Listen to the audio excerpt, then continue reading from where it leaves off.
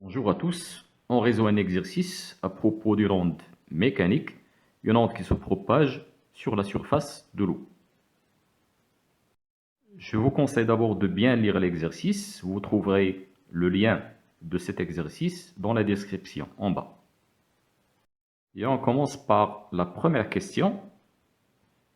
L'onde étudiée est-elle longitudinale ou transversale? La réponse à cette question, c'est transversale. Pour la justification, le point S, qui est la source, se déplace verticalement pour créer la perturbation. La propagation de l'onde se fait horizontalement.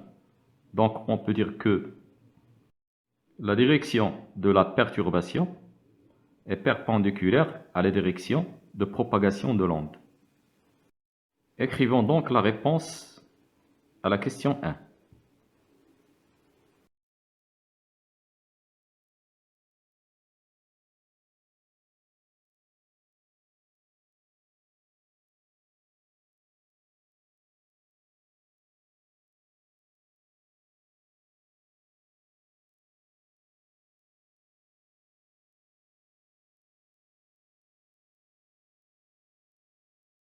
La deuxième question, calculer V, la vitesse de propagation de l'onde, sachant que la distance entre deux crêtes successives est d est égale à 70 mètres.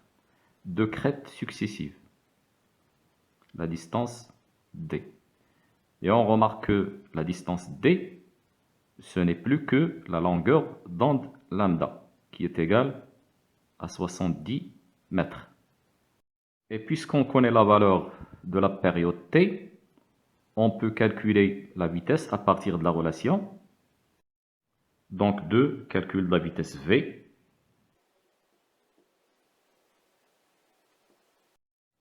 On sait que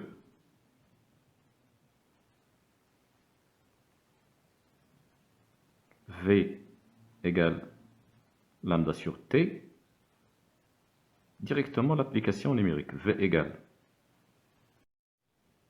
70 divisé par 7, qui est égal à 10 mètres par seconde.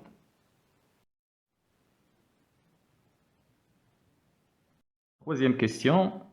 Dans la question 3.1, on nous demande de calculer tout le retard temporel de m par rapport à s.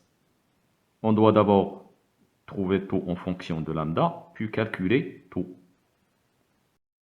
Donc 3.1, 3, 3.1, retard temporel, tout.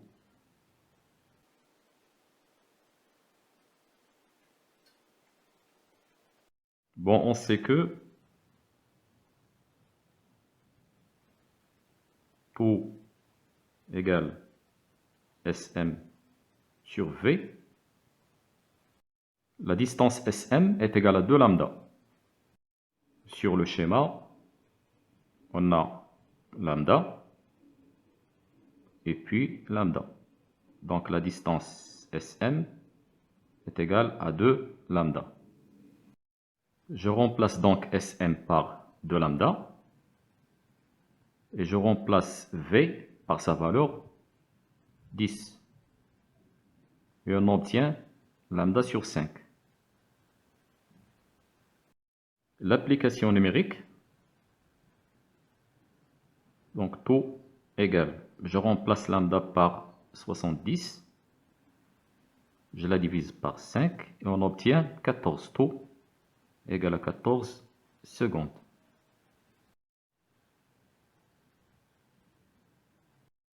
La question 3.2. Déterminer, en justifiant la réponse, le sens du mouvement de m à l'instant où l'onde atteint ce point. Donc, l'onde part du point S, et elle arrive au point M. Quand le front de l'onde arrive au point M, est-ce que le point M va se déplacer vers le haut ou bien vers le bas? On nous demande de déterminer le sens de déplacement vers le haut ou vers le bas. Avec la justification, bien sûr.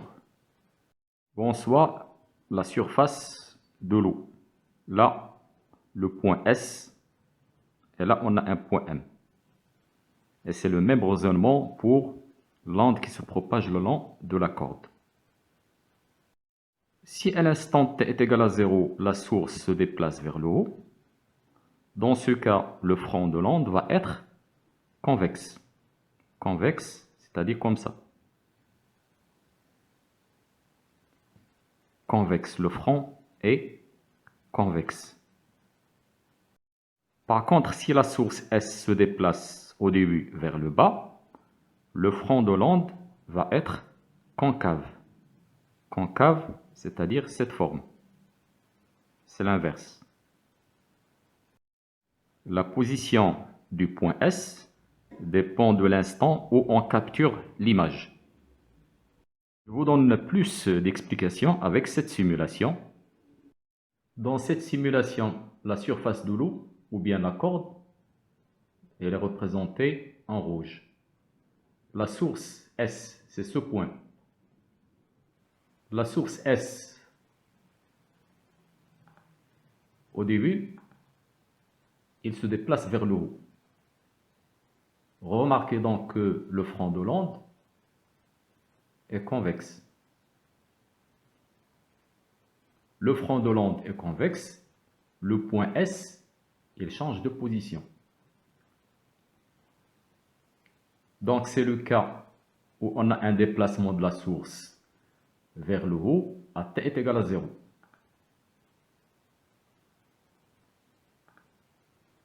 Bon, malheureusement, dans cette simulation, on n'a pas la possibilité de faire déplacer le point S en bas à l'instant t est égal à 0. Si le point S se déplace vers le bas, le front de l'onde va être concave. Dans notre exercice, le front de l'onde est concave, ce qui signifie que le point S à l'instant t égal à 0 s'est déplacé vers le bas. Et puisque chaque point du milieu de propagation refait le même mouvement du point S, donc le point M va refaire le même mouvement que le point S. Quand l'onde arrive au point M, il va descendre vers le bas. On doit rédiger la réponse. On va dire, puisque le front de l'onde est concave, le point S s'est déplacé à t est égal à 0 vers le bas. Et puisque le point M refait le même mouvement que S, quand l'onde arrive au point M, il va descendre vers le bas.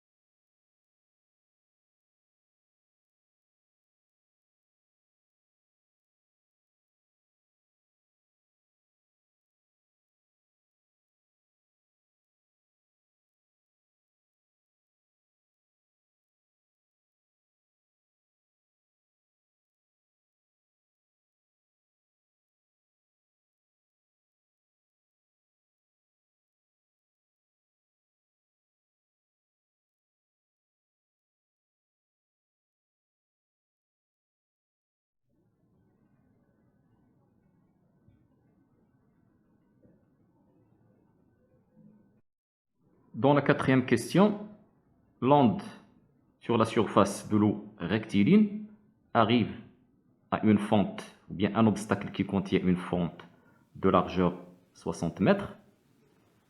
On sait que lambda égale à 70 mètres. En comparant A et lambda, on remarque que A est inférieur à lambda, ce qui signifie que le phénomène qui va se passer, c'est le phénomène de diffraction.